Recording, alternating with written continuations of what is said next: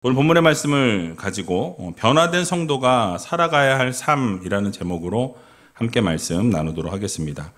우리 옆에 계신 분들에게 오늘 이렇게 인사했으면 좋겠는데요.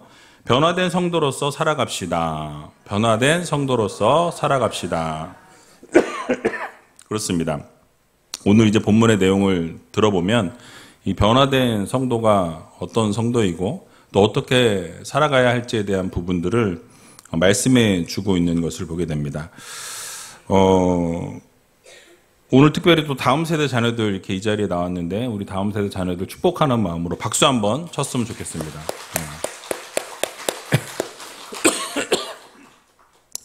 늘 말씀드리지만 여러분 다음 세대 자녀들 어른 세대들이 중요하지 않다라는 말씀을 드리는 게 절대 아니에요. 또 이렇게 말씀드리면 왜 맨날 다음 세대만 얘기하지 하실지 모르겠지만 우리 어른 세대는 이미 축복을 받았고 이제 다음 세대가 복을 받아야 되지 않겠습니까? 그래서 다음 세대들이 여러분들의 그 신앙의 계보를 이어나갈 수 있도록 지속적으로 기도해 주시고 또 바른 삶을 살아갈 수 있도록 여러분들이 잘 이끌어 주시고 기도해 주시면 너무너무 감사하겠습니다. 여러분 시간이 참 빨리 흘러가는 것 같아요. 2024년을 시작한 지 얼마 안 된 것 같은데 2024년 시작합니다 하고 예배 드린 게 엊그제 같은데 오늘 설교 다시 한번 이렇게 보면서 보니까 3월 거의 말이 되었습니다. 3분의 1이 거의 지나가는 시점에 와 있습니다. 여러분 새해 시작하실 때 계획하신 거 많으시죠? 다이어트를 좀 해야 되겠다. 우리 학생들은 공부를 얼마큼 해서 끌어올려야 되겠다.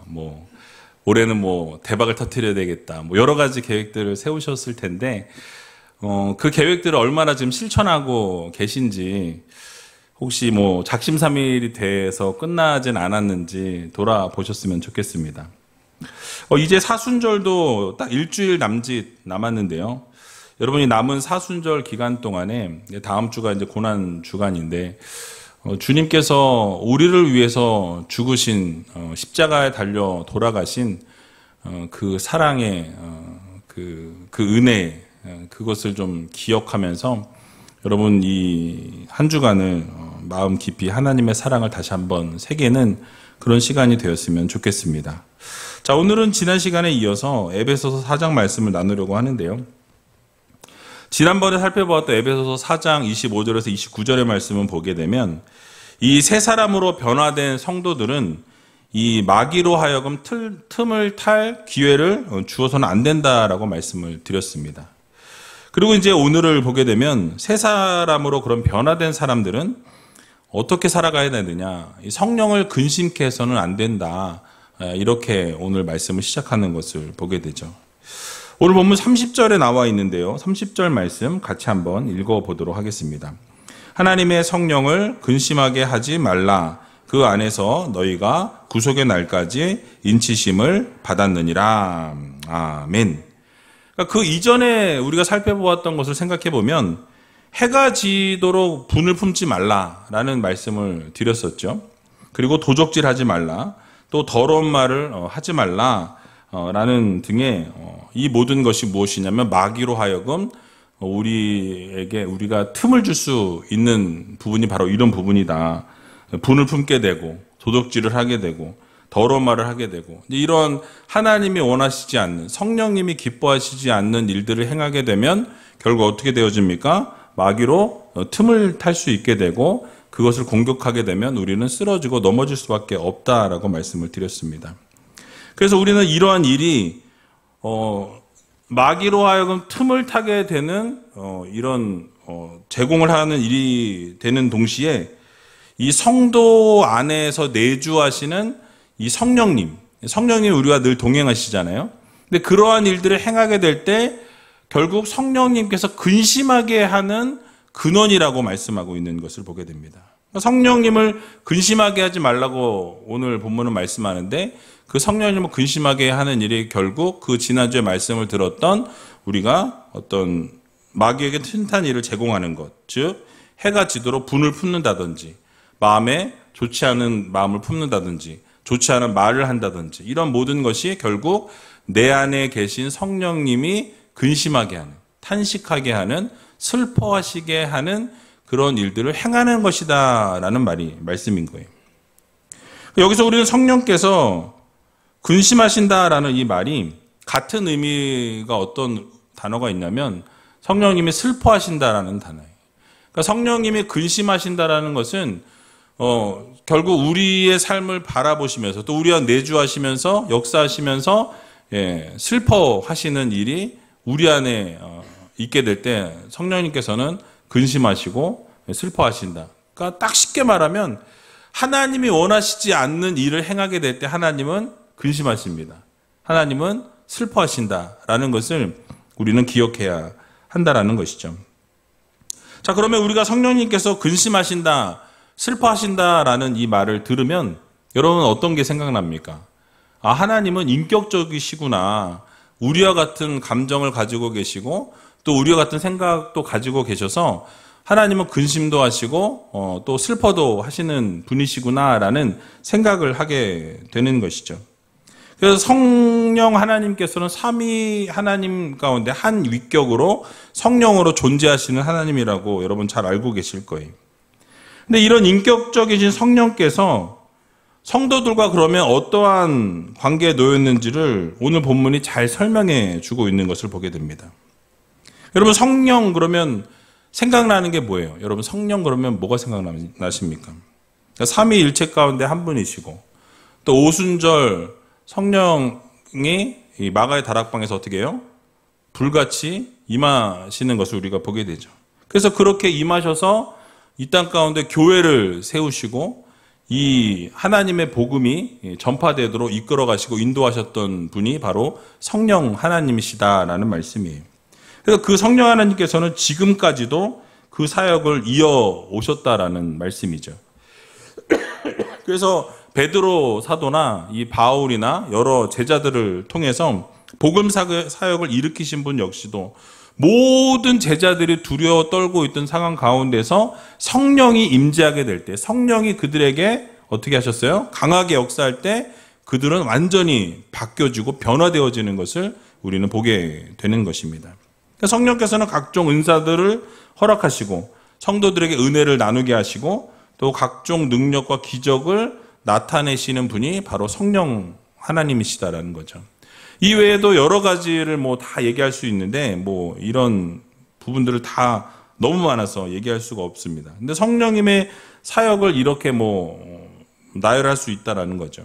그런데 성령님을 생각할 때 이런 어떤 표면적인 것만 생각하는 것에서 멈춰서는 안 된다라는 거예요. 이거에서 끝내서는 안 되고 가장 중요한 부분은 무엇이냐면 바로 이러한 성령께서 이렇게 역사하시고 인도하셨던 그 성령 하나님께서 오늘날에도 우리의 삶을 주관하시고 인도하시고 섭리하신다라는 거예요. 그래서 개개인의 삶의 주관자가 되시고 여러분 한 분 한 분의 삶을 인도하시는 인도자가 되시는 분이 성령 하나님이심을 여러분 모두 믿으시기 바랍니다. 그래서 성령께서는 이 세 위격 가운데 한 위로 존재하신다라고 말씀을 드렸죠. 그래서 교회에 은사를 주시는 성령 하나님이실 뿐만 아니라 여러분들에게 각각 내주하셔서 여러분들이 예수 그리스도를 믿는 믿음과 마음으로 주님은 나의 주님이시고 주님은 나의 하나님이시다라고 고백하고 인정한 자들에게 성령을 주신다라고 말씀했어요. 그래서 성령이 여러분들 안에 있습니까 없습니까? 다 내주하고 계신다라는 거예요.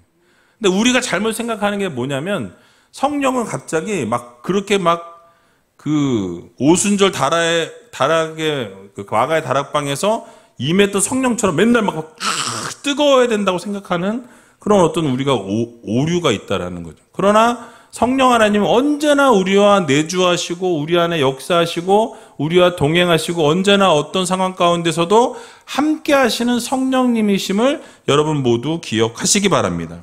그래서 우리 가운데 내주하셔서 각자의 삶에 여러분들의 각자 다 있는데 여러분 각자의 삶 가운데 세심하게 인도하시고 배려하시고 동행하시고 언제나 섭리하시는 하나님이시라는 거예요. 그래서 모든 것을 인도하시고 주도해 가시는 분이 누구시다? 성령 하나님인 거예요. 근데 그 주도하심을 따라가야 되는데 우리는 어떻게 해요? 듣지 않을 때가 많죠. 그렇게 인도해 가시는데 그 인도하심을 받지 않을 때가 많다라는 거예요. 근데 하나님이 그게 바로 근심케 하는 것, 성령님이 슬퍼하는 것이 바로 그것입니다. 하나님이 원하시는 대로 끌어가면 우리가 끌려가면서 이끌림을 받아야 되는데 그 이끄심을 자꾸 거부하고 우리가 원하는 방향을 향해 나아가게 될 때 성령님은 어떻게 하신다? 근심하신다. 슬퍼하신다. 이것을 우리가 기억해야 한다라는 것이죠. 구약 시대 때는 성령께서 어떻게 역사하셨냐면 특별한 사람에게 임하셨어요. 그래서 특별한 일이 있을 때만 강력하게 역사하시고 운행하시고 인도하시는 것을 우리는 성경을 통해서 보게 됩니다. 자, 그런데 신약 시대로 오게 되면 어떻게 바뀌어지게 됩니까? 그런 구분이 없다라는 거예요. 누구나에게 성령이 임하게 되고 그리고 임하실 뿐만 아니라 그들 가운데 내주하시고 역사하시는 시대가 열려졌다라는 거예요. 그래서 이러한 성령의 사역을 알고 있었는지 이 구약의 선지자였던 요엘 선지자는요, 이렇게 하나님께서 그 성령을 만민에게 모두에게 부어주실 것이다 라고 예언하는 것을 우리는 보게 됩니다. 요엘 2장 28절 말씀인데요, 같이 한번 읽어보도록 하겠습니다. 그 후에 내가 내 신을 만민에게 부어주리니 너희 자녀들이 장래일을 말할 것이며 너희 늙은이는 꿈을 꾸며 너희 젊은이는 이상을 볼 것이며 그때 내가 또 내 신으로 남종과 여종에게 부어줄 것이며. 아멘. 제가 29절까지 써놓고 28절만 써놨네요. 네. 방송실에서 헷갈렸겠네. 2절 해놓고 1절만 써놔가지고. 여러분 그렇습니다. 뭐라고 말씀하죠? 만민에게 부어주실 거라고 말씀합니다. 그런데 만민에게 부어주는데 그 당시에 만민이라 그러면 모든 백성이겠죠. 그런데 여러분 아시는 것처럼 노예들, 남종이나 여종은 어때요? 사람으로 취급하지 않는 시대였어요. 그런데 뭐라고 말씀하죠? 심지어는 남종과 여종에게도 그 내신을, 성령을 어떻게 하신다? 부어주신다라고 이렇게 약속하고 계신 것을 보게 됩니다. 그러니까 모두에게 부어준다라는 것이 이 종들에게까지도 사람으로 취급되어지지 않는 그 종들조차도 하나님께서는 어떻게 하신다? 동일하게 성령을 부어주시겠다라는 예언의 말씀을 이 요엘 선지자를 통해서 하셨다라는 거예요. 그래서 여러분 결국 어떻게 되었습니까? 실제로 그 말씀 그대로 오순절 이 성령께서 임하실 때 어떻게 되어집니까? 모두에게 성령이 임했다라고 말씀하고 있는 것을 보게 되죠. 12사도에게만 내려진 것이 아니라 어떤 특정한 사람에게만 내려진 것이 아니라 그곳에서 함께 기도하고 하나님을 구하며 나아가게 될 때 모두에게 성령이 임했다라고 성경은 말씀하는 것을 우리는 보게 되죠. 여러분 결국 이것이 의미하는 것이 무엇입니까? 성도들의 각 개인의 삶을 성령께서 친히 주관하시고 성령께서 간섭하시고 성령께서 섭리하시고 인도하신다라는 말씀이에요. 그러니까 다스리신다라는 거예요. 모든 여러분들 각각의 삶을 성령께서 주도하시고 인도하신다라는 말씀이에요.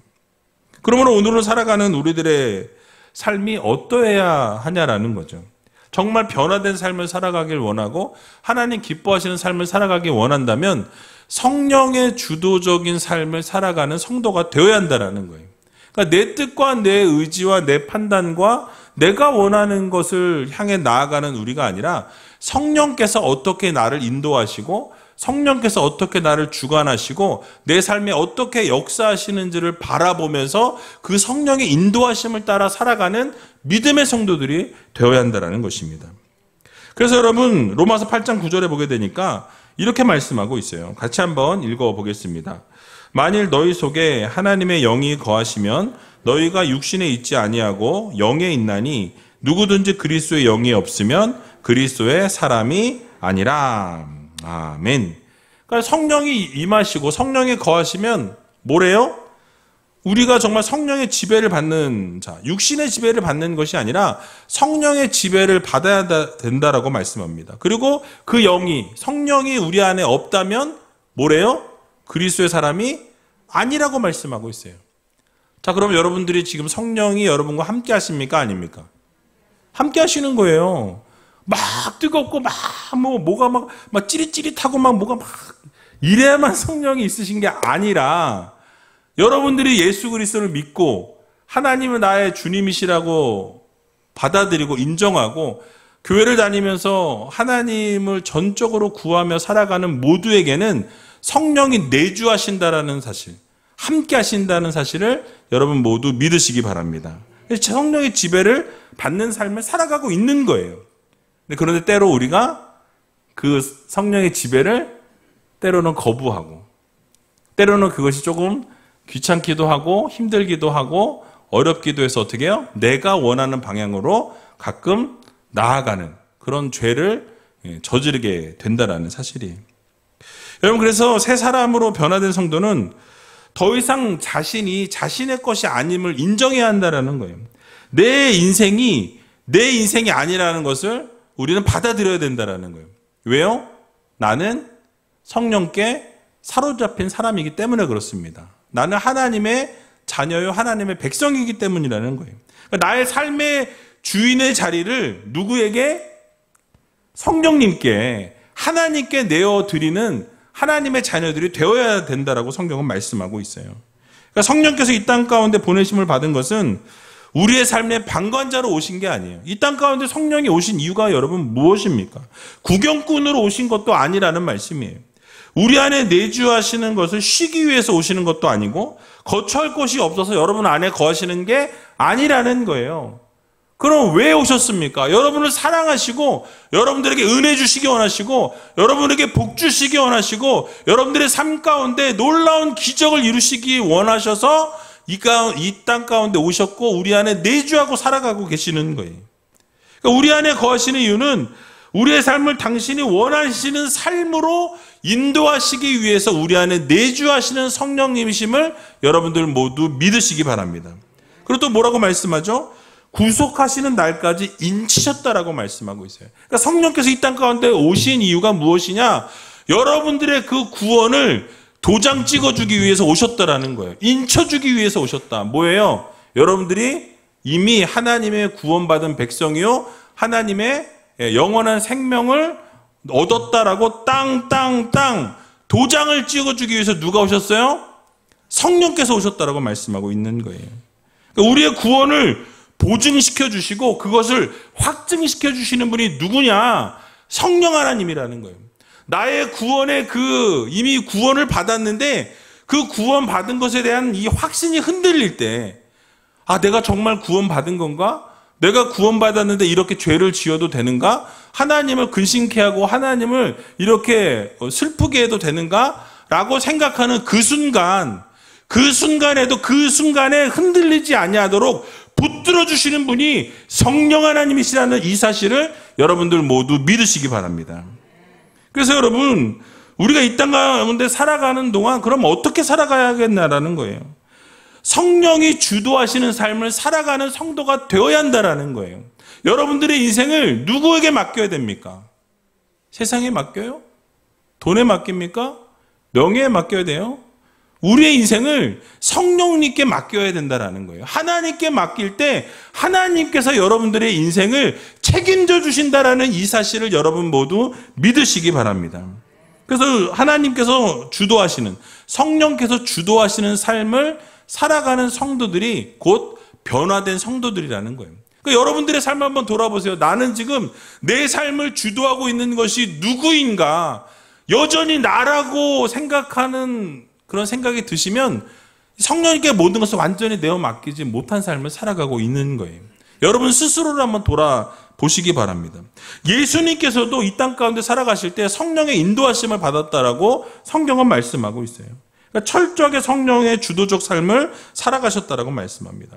그래서 성령의 인도하심을 따라 40일 동안 광야에서 금식하면서 살아가셨다라고 성경은 말씀하죠. 누가복음 4장 1절에 보니까 예수께서 성령의 충만함을 입어 요단강에서 돌아오사 광야에서 40일 동안 성령에게 이끌리시며 라고 말씀하죠. 또 누가복음 10장 21절에도 보면 예수님께서 광야에서 삶을 사시면서 메마른 공생의 가운데서 성령으로 기뻐하셨다라는 말씀이 있어요. 그러니까 이처럼 성령과 함께 예수 그리스도께서도 언제나 동행하시고 함께 하셨다라는 것을 우리들에게 말씀해 주는 것을 보게 됩니다. 그러니까 성령께서 이 땅 가운데 오신 것은 여러분들의 삶을 활기차게 하기 위해서, 여러분들의 삶을 인도해 주시고 여러분들의 삶 가운데 동행하시고 여러분들의 삶에 놀라운 은혜와 풍성함으로 함께 하시기 위해서 성령께서 동행하시고 내주하신다라는 이 사실을 여러분들 모두 기억하시기 바랍니다. 자, 그런데 우리의 삶을 한번 돌아봤으면 좋겠어요. 그러면 성령이 그렇게 내주하고 계시고 그렇게 역사하시고 여러분들을 붙들고 계시는데 그럼 내 삶은 지금 어떻게 살아가고 있는가? 나는 어떤 삶을 살아가고 있는가를 들여다 보셔야 된다라는 거예요.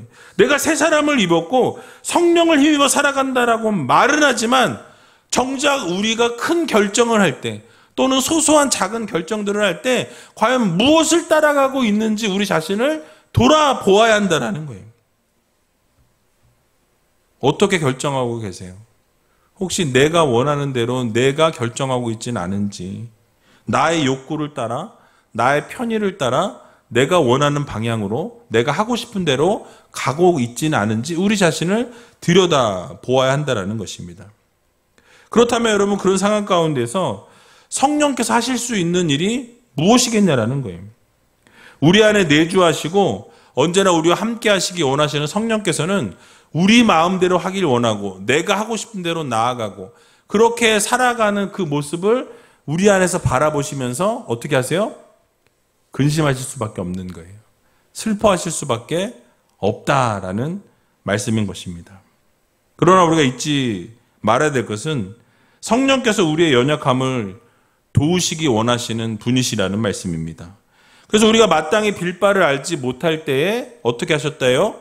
성령께서는 말할 수 없는 탄식으로 우리와 함께 하시고 우리의 간구할 바를 알려주신다라고 말씀하죠. 그러니까 언제나 성령님께서는 우리를 도우시는 분이에요. 우리를 인도하시는 분이십니다. 가장 선한 길로 좋은 길로 인도해 주시는 분이 바로 우리 성령 하나님이시라는 거예요. 그러므로 여러분 우리가 이 세상 살아가는 동안 성령님을 우리가 의지하고 살아간다면 우리를 결국 인도하시고 우리 안에 내주하시고 역사하시고 우리를 다스리시고 우리를 영원한 천국으로 인도해 주신다는 것을 우리를 기억해야 한다는 것입니다.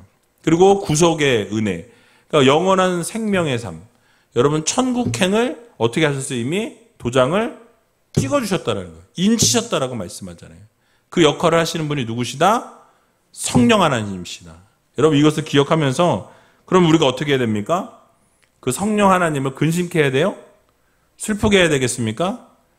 그것이 아니라 그 성령님께 우리의 인생을 맡기고 우리를 내어드리고 우리가 앉아있는 주인의 자리에 성령님이 앉아 계시도록 그것을 다 내어드리고 언제나 성령님께서 우리의 삶의 주관자 되심을 인정하고 정말 성령님께서 우리를 승리케 하신다는 것을 기억하면서 모든 것을 이 성령님께 올려드릴 수 있는 그런 변화된 삶을 살아가는 저와 여러분들이 다 되시길 주님의 이름으로 간절히 축원드립니다. 자, 또 이어서 새 사람으로 살아가기 위해서 필요한 부분들을 또 이어서 말씀하는데요. 31절과 32절의 말씀 같이 한번 읽어보도록 하겠습니다. 너희는 모든 악독과 노함과 분냄과 떠드는 것과 회방하는 것을 모든 악의와 함께 버리고 서로 인자하게 하며 불쌍히 여기며 서로 용서하기를 하나님이 그리스도 안에서 너희를 용서하심과 같이 하라. 아멘. 자, 여기서 성령의 인치심을 받은 사람들이 하지 말아야 될 것들과 해야 될 것들에 대해서 이 두 절에 지금 말씀하고 있는 것을 보게 됩니다. 그래서 여러분 우리가 성령에 의해서 인치심을 받은 우리가 성령님을 근심하지 않게 하기 위해서 슬퍼하시지 않게 하기 위해서 해야 될 것이 무엇인가에 대해서 이 말씀한 것을 간단하게 살펴보고 말씀을 마치도록 하겠습니다. 그래서 6가지를 먼저 우리가 버려야 될 거에 대해서 6가지를 말씀하고 있어요. 6가지. 먼저는 첫 번째는 모든 악독이라고 말씀합니다. 모든 악독. 여기 이 악독이라는 단어는 피크리아라는 단어인데요. 항상 분노하는 것을 말해요. 그래서 분노하거나 어떤 분개하는 행위, 막 확 화를 내고 막 이렇게 분노하는 어떤 이런 행위를 말하는데요. 근데 이 본문에서 단순한 어떤 마음의 분개를 말하는 것이 아니라 이 말이나 어떤 말과 관련된 그런 분개함, 그러니까 그 말과 관련된 어떤 독설, 막 사람을 말로 막 죽이는 어떤 그런 것들을 말씀하고 있어요. 악독한 말을 피해라. 그러니까 정말로 우리가 하나님의 인치심을 받은 그런 사람들로서 우리가 이 성령님을 근심하지 않게 하기 위해서 첫 번째로 나오는 것이 이 말에 대한 거예요. 그래서 우리가 이 말로 죄를 저지르는 것, 이 독설이나 악독을 다 어떻게 해라? 버려라. 라는 것을 우리들에게 말씀합니다. 언어적인 것에 대해서 우리들에게 말씀하는 거죠. 두 번째로는 노함이라고 이야기하죠. 모든 노함. 이 노함, 화내는 것, 이거 디모스라는 단어가 쓰였는데요. 이 단어는 격하게 끓어오르는 분노라는 그런 의미를 가지고 있어요. 이 단어가 언제 사용됐냐면 유대인들이 하나님의 말씀을 전하는 예수 그리스도를 끌고 가서 낭떠러지로 밀어버리려고 하는 그런 장면이 있습니다. 그래서 그렇게 죽이려고 하는 그 상황에 그 유대인들의 그 감정을 바로 이 디모스라는 단어를 쓰고 있어요. 동일한 단어를 씁니다. 그래서 그들의 감정이 그만큼 격해져 있는 상황 가운데 있을 때 바로 이 단어가 사용됐다는 거죠. 노했다. 근데 그러한 노함도 어떻게 해라? 진정한 성도의 삶을 살아가기 위해서는 버려라. 이것을 말씀하고 있는 거예요. 그러니까 격한 분노 역시도 우리가 정말 하나님이 원하시는 성령이 내주하시는 삶을 살아가는 성도들에게는 맞지 않다라는 거예요. 그래서 그런 분노함도 노함도 버려라라고 말씀합니다. 세 번째로 분냄이라고 말씀합니다. 오르게라는 단어가 쓰였는데요. 이 앞에 있는 노함이라는 단어와 거의 동의어라고 할 수 있어요. 동일한 의미로 사용되었는데 다른 점은 무엇이냐면 이 앞에 노함이라는 단어는 어떤 외면적인 행위를 분출할 때, 그럴 때 그 분노를 말한다면 이 세 번째 분냄은 오르게라는 단어는 상대에 대해서 내면적인 적대감이 있을 때, 그러니까 이 외적으로 표현하는 것이 아니라 내적으로 그 분노함이 이렇게 딱 이렇게 쌓여 있는 거 있잖아요. 내적으로 확 속에서 쫙 올라오는. 근데 그 분노를 노함을 말씀하고 있는 거예요. 그래서 이러한 이 내적인 것, 그러니까 쉽게 말하면 외적인 화내고 내적으로 화내고 이런 어떤 이 양쪽의 모든 분냄 역시도 어떻게 해라? 진정한 변화된 삶을 살아가는 성도로서는 이거 역시도 버려야 된다. 이것을 가지고 있고 이렇게 분내고 화내는 것은 성령께서 슬퍼하시고 근심케 되는 근원이라고 말씀하고 계신 것이죠. 네 번째는 떠드는 것이라고 말씀하는데요. 크라우게라는 단어를 쓰였습니다. 단순히 소리내어서 이렇게 말하는 행위를 말하는 게 아니라 어떤 적대적인 감정이나 좋지 않은 의도를 가지고 상대방을 향해서 이 악한 말을 퍼붓는 행위를 말해요. 이것도 앞에 있는 그 말, 악독에 대한 이 말을 막 하는 것에 대한 것과 거의 동일하다고 생각할 수 있는데요. 이런 모습 역시도 성령의 인치심을 입은 성도로서의 삶으로 적합하지 않다라고 말씀하고 있는 것입니다. 다섯 번째로는 회방하는 것이라고 말씀하는데요. 블라스페미아라는 단어가 쓰였습니다. 어떤 욕설이나 조롱하는 말이나 하나님을 모독하는 말이라는 이 단어의 뜻을 가지고 있어요. 여기서 회방한다라는 것은 결국 그리스도의 복음을 회방하고 또 이웃에게 대한 사랑을 해치는 사악한 그런 어떤 행위를 말씀하고 있습니다. 그래서 이런 하나님을 모독하거나 이웃을 조롱하거나 이렇게 막말하거나 이런 모든 것 역시도 적합하지 않다. 이것도 이런 모습도 버려야 된다라고 말씀하고 있는 것이죠. 마지막 여섯 번째로 모든 악이라는 이 단어 역시도 파세카키아라는 단어가 쓰였는데 이 앞에 있는 이 다섯 단어를 다 아우르는 단어가 바로 이 여섯 번째 단어입니다. 그래서 인간이 갖고 있는 온갖 종류의 나쁜 감정들을 말할 때 이 단어를 씁니다. 그러니까 쉽게 말하면 뭐예요, 여러분? 들어보니까 우리의 말이나 우리의 잘못된 행동, 어떠한 이런 감정, 겉으로 보여지는 감정이나 내면 속에 감추어지는 감정이나 모든 어떤 악한 것들, 좋지 못한 것들은 다 성령님을 근심하게 하고 슬퍼하게 되고, 그렇기 때문에 변화된 성도로서의 삶이라면 이러한 모든 것을 어떻게 해라? 다 어떻게 해라? 버려라. 우리 옆에 있는 분들에게 보고 이렇게 인사했으면 좋겠습니다. 다 버려라. 근데 버리라는 게 뭐 좋은 걸 버리라는 게 아니에요. 여러분들이 가지고 있는 나쁜 습성, 나쁜 습관, 잘못된 것들을 버리라는 말씀인 거예요.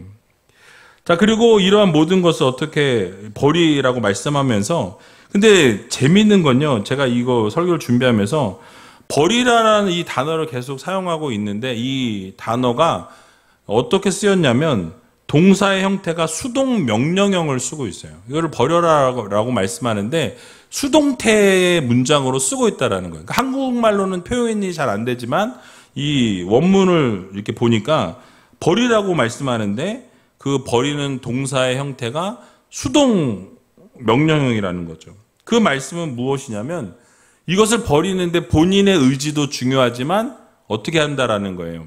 하나님이 도우셔야 그것이 가능하다라는 거예요. 그러니까 우리가 버린다고 해서 다 버린다고 해서 버려지는 게 아니라 하나님이 도우시고 성령께서 그것을 도우시는 것을 함께 할 때 우리는 그 모든 것을 버릴 수 있게 된다라는 것을 우리들에게 말씀해 주고 있는 것입니다. 결국 이 모든 문제를 해결하시는 분은 누구시냐? 하나님이시라는 거예요. 성령께서 이 모든 것을 버리도록 마음을 주시고 그렇게 인도하시고 이끄실 때에 우리는 그것을 버릴 수 있게 되는 것입니다. 우리의 뜻대로 버려질 수 있는 것도 아닌 거예요. 그러니까 여러분 그런 거 있잖아요. 왜 예전에 술을 늘 드셨는데 나는 끊으려고 아무리 끊으려고 안 됐는데 성령께서 딱 끊게 하시면 어떻게 돼요? 그 이후로 이 얘기 나고 뭐 막 떨어뜨리시네. 너무 놀라셨나 보다. 그래서 그러면 그 순간 어떻게 되어집니까? 끊어지는 거예요. 그러니까 하나님이 그것을 하게 하셔야 가능하다라는 거예요. 내가 어떠한 것을 잘못하는 것들이 내 습관으로는 못 고쳐. 안 돼. 근데 하나님이 끊게 하시니까 끊어지는 거예요. 그러니까 그게 다시는 보기도 싫고 다시는 갖고 싶지도 않고 하고 싶지 않은. 그렇게 하시는 것이 바로 성령님께서 하셔야 그것이 가능하다라는 것을 우리들에게 보여주고 있습니다. 그리고 이제는 여기서 멈추지 말고 한 단계 더 나아갈 것을 우리들에게 요구하시는 32절 말씀입니다. 보면은 새 사람을 입은 성도로서 악한 마음을 모두 버린 이후에 이제는 인자하게 해야 되고 불쌍히 여길 줄 알아야 되고 용서할 줄 아는 성도가 되어야 한다라고 적극적인 어떤 우리의 모습을 말씀하고 있는 것이죠. 그 짧게 살펴보면 인자하게 하며라는 이 단어는 크레스토이라는 단어가 쓰였습니다. 그래서 이 앞에 31절에 말씀하고 있는 모든 행위와 정반대라고 생각하시면 된다라는 거예요.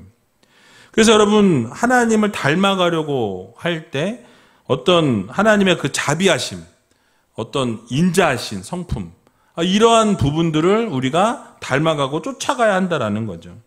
이 단어를 풀어서 설명하면 어떤 이웃들의 일조차도 나의 일이라고 생각하고 내가 자발적으로 도울 수 있는, 그렇게 열심히 돕고 이렇게 인자하게 사랑으로 덮어줄 수 있는 이러한 성도들의 모습을 가져간다라고 말씀하고 있는 것입니다. 또 불쌍히 여기라고 말씀하죠. 유스 플랑크노이라는 단어가 쓰였는데요. 이게 강한 내장을 가지고 있는이라는 의미예요. 이게 무슨 말이냐? 이 고대 근동의 이 헬라인들은요, 인간의 감정이 사람의 이 안에 내장에서부터 존재한다라고 여겼습니다. 그래서 이 본문에 사용된 단어 역시도 마음 중심, 결국 이 내장, 이 속에서부터 상대방을 향한 배려와 상대방을 향한 어떤 동정심을 갖는다는 의미예요. 그러니까 남을 이렇게 생각하고 배려할 때 여러분 느끼잖아요. 겉으로 그냥 슬쩍 말하는 것과 정말 이 마음 속에서 우러나와서 그를 정말로 이렇게 불쌍하게 여기는 그것과는 차이가 있는 것을 여러분 보게 됩니다. 그러니까 여러분 이 마음 속에서 정말 우러나와서 그를 배려하고 그를 불쌍히 여기고 그 마음을 가지고 정말 그 사람에게 다가가는 것과 그냥 어쩔 수 없어서 그냥 이렇게 도와주고 불쌍히 여기는 것은 완전히 다르다라는 거예요. 그걸 말씀하고 있는 거예요. 그래서 은혜를 그렇게 불쌍히 여기고 넓은 마음을 가지는 성도가 되어야 된다라고 말씀하죠. 그리고 세 번째는 용서한다라는 말씀입니다. 카리조마이라는 단어가 쓰였는데요. 은혜를 베푸는 거예요. 카리스라는 단어가 명사형인데 성도들이 다른 사람에게 용서의 은혜를 베풀어야 된다라는 거예요. 근데 여러분 가장 용서의 최고봉은 누구세요? 하나님이시잖아요. 우리 하나님이 어떻게 용서하셨어요? 우리를 죽기까지 용서하셨어요. 피 흘리시기까지 용서하시는 것을 보게 됩니다. 그래서 우리를 용서하시고 용서해서 멈추신 것이 아니라 영원한 생명까지도 주셨다는, 은혜를 주셨다라는 거예요. 그래서 그 하나님의 그 용서처럼 우리도 그렇게 용서할 것을 이 사도 바울이 우리에게 요구하고 있다라는 거예요. 예수님의 십자가의 사랑으로 우리를 용서하신 것처럼 우리도 이 세상 가운데에서 그렇게 용서하고 이해하면서 살아가는 성도가 되어야 한다라고 말씀하고 있는 것입니다. 이게 바로 진정한 성도들의 바른 삶이라고 우리들에게 말씀하고 있는 것이죠. 여러분, 그렇습니다. 결국 제가 길게 말씀을 드렸지만 이 세상 살아가는 동안 우리는 성령님을 근심케 해서는 안 된다라는 거예요. 성령님을 슬퍼하게 해서는 안 된다라는 말씀입니다. 그래서 우리가 모든 악한 것들을 다 버리고 서로가 서로를 불쌍하게 여기고 인자함을 베풀어주고 사랑을 베풀고 예수 그리스도의 그 은혜로 덮으면서 용서해 줄 때 정말로 우리의 삶은 하나님이 원하시는 진정한 성도로서의 삶, 변화된 삶이 되게 된다라는 이 사실을 여러분 모두 기억하시고 오늘 말씀을 붙들고 날마다 승리하는 삶을 살아갈 수 있는 저와 여러분들이 다 되시길 주님의 이름으로 간절히 축원드립니다.